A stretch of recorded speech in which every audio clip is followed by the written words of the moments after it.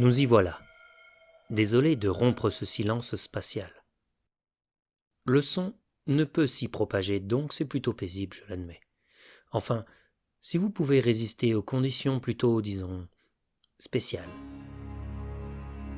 J'avais envie de vous raconter mon histoire, qui remonte à pas mal d'années, je dois dire. Je dirais 7 ou 8, c'est ça, environ 7 milliards d'années. D'ailleurs, je ne connais pas précisément ma conception. Il n'y a rien de dramatique là-dedans. Vous savez à quoi ressemblent vos parents? Et j'ose espérer que vous savez comment ils ont fait. Mais savez-vous où et quand étaient-ils? Les détails. Bref, ça devient vite gênant. D'ailleurs, je n'ai aucun concepteur, même si certains passent leur vie à essayer d'en trouver un. Je connais que les grandes lignes, et c'est déjà suffisant. Il est complexe de savoir poser une date pour ma naissance, car je suis composé comme vous d'énormément d'atomes, mais j'ai un petit plus de matière exotique. Et à quel moment dois-je définir un début?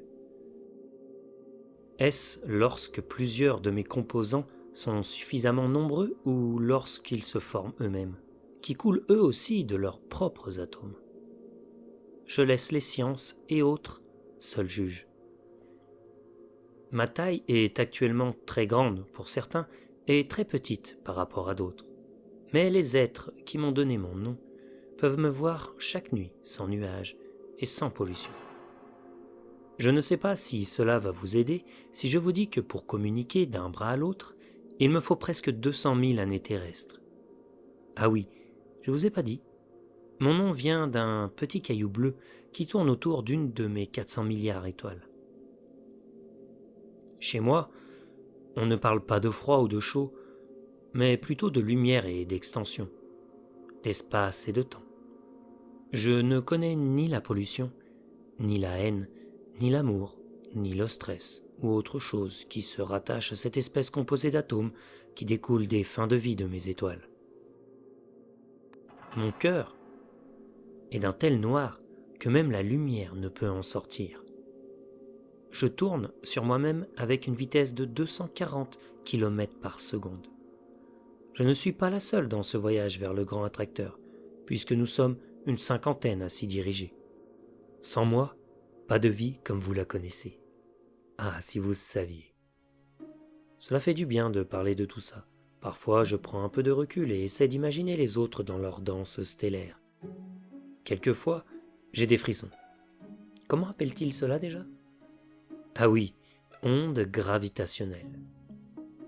Disons que les voisins sont sympas, mais un peu bruyants parfois. Certains habitants de ce grain de beauté bleu, autoproclamé terre, me nomment par rapport à leur ancienne divinité. Laissez-moi vous conter cette histoire. Bien entendu, comme toutes les légendes, elle a différentes versions, différentes origines et différents récits. Mais celle-ci me plaît, car elle vient des Grecs, et le moins qu'on puisse dire, c'est qu'il ne manquait pas d'imagination, pas toujours saine d'ailleurs. Il était une fois, oui, toutes les bonnes histoires commencent par il était une fois, tout le monde le sait. Le roi, que dis-je, le dieu des dieux, Zeus, qui comme tout parent veut que son enfant vive en bonne santé. De ce fait, il voulut rendre éternel son fils, demi-dieu, Héraclès, dit Hercule. Il eut la bonne idée de lui faire téter le sein de sa femme, qui est aussi sa sœur, Héra. Profitant du sommeil de cette dernière, c'est plus pratique. Mais malgré toute la délicatesse d'Hercule, Héra se réveilla, et par un geste violent arracha son sein de la bouche de l'enfant. Le précieux liquide gicla et le chemin étoilé se forma.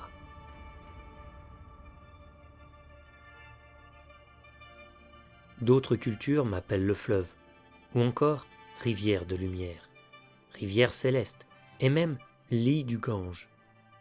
Mais moi, je préfère Voie lactée. Notre histoire touche à sa fin. Enfin, pour vous, c'est une fin. Mais pour moi, qui est là depuis des milliards d'années, je ne connais pas la fin. Ou le début d'ailleurs.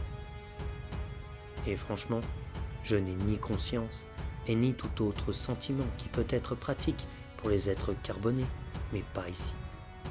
La vie prend fin ici, mais elle ne peut exister sans moi. Comprenez-vous pourquoi elle vous paraît précieuse? Le petit point bleu sur lequel vous et toutes les personnes que vous connaissez sont n'a pas de conscience non plus. Alors, arrêtez de vouloir la sauver.